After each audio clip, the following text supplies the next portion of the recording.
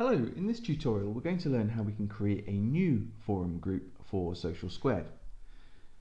To create a new forum group for Social Squared, we navigate to the settings within inside the page and choose Site Settings.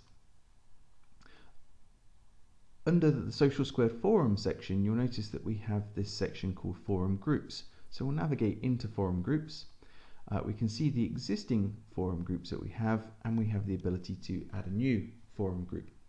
So we'll add a new one and we'll provide a name, desserts, and we'll click on to add forum group.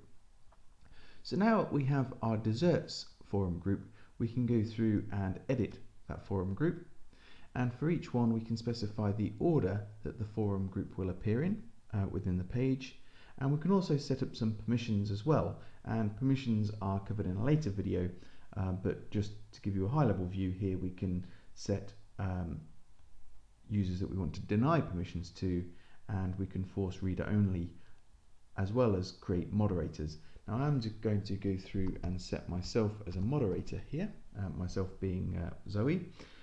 So I'll set Zoe and save that selected user. And we can also specify the administrators of the forum as well. Now, as we scroll down, we could select the option to propagate these permissions to all forums that appear within inside this forum group. So Zoe will be the moderator for all of the forums within inside this forum group, and therefore she'll have the job of approving or declining each one. So we'll click on to update.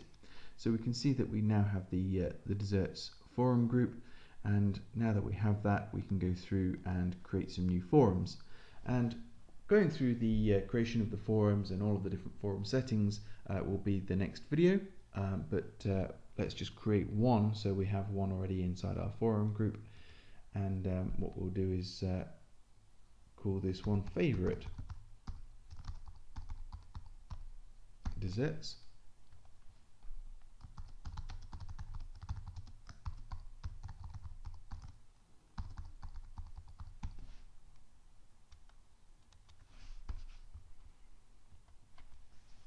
So we now have our first forum, and again we could go through and edit the properties and so on, which we'll see in the next video.